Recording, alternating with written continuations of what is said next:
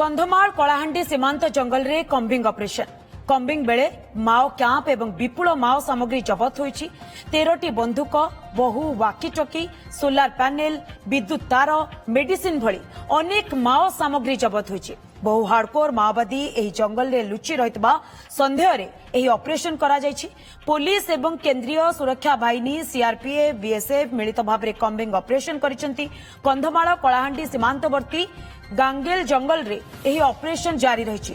देश को माओवादी मुक्त करबा पई डेडलाइन समय पाखे आसुतबा बेले पुलिस एवं सुरक्षा बाहिनी को कम्बिंग ऑपरेशन तीव्र होईछि। तेरे संपर्क रे अधिक सूचना पई आम सहित फुलबाणी प्रतिनिधि त्रिनाथ साहू फोनलाइन जोड़ीचंती। त्रिनाथ हमें ये कहि परिबा जे पुलिस एवं सुरक्षा बाहिनी को ये गोटे बड़ सफलता कारण जितेबाला जंगल रे कम्बिंग ऑपरेशन जारी करा जायतिला ये सूचना आधार रे जे हुए तो ए जंगल भितरे माओवादी माने लुचिकी रहिचंती।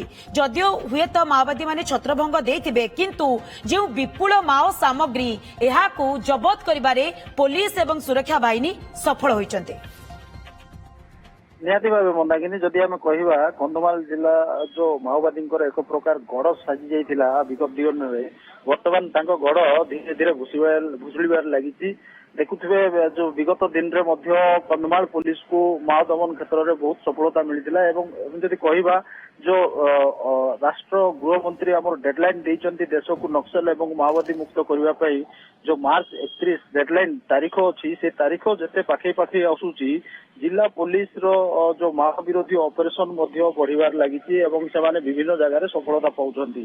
तेबे जदि आम कहबा से गोटे विशेष सूत्र खबर पाई आज कंधमाल जिला एवं कलाहांडी जिला जो सीमांतवर्ती अंचल रही जोटा कि आम बालीगुड़ा थाना एवं रामपुर थाना जो अंचल जो जंगल रही गांगेली जंगल बोली कहुच्छी माओवादी एक कैंप थिबा सूचना पाई आज सकाळे गोटे बड़ धरण कम्बिंग ऑपरेशन सेपटे लॉन्च कराई जो सीआरपीएफ बीएसएफ एसओजी डीवीएफ सब मिलित भाव कम्बिंग ऑपरेशन लॉन्च कर कम्बिंग ऑपरेशन बेले माओवादी एक कैंप को ठाब कर सफल होती। जो कैंप रु विभिन्न देखिथे बंधुक सहित बहु माओ सामग्री जबत होती जो जो भाया कैंप रु एते धरण बड़ धरण सब सामग्री मिली कोठी ना कोठी सन्देह करा जाउची जे सेठी बहुत माओवादी लुचि रही थाई पारंती। तेणु जो कथा आपण कहउचंती जदियो माओवादी माने छत्रभंग देइचंती किंतु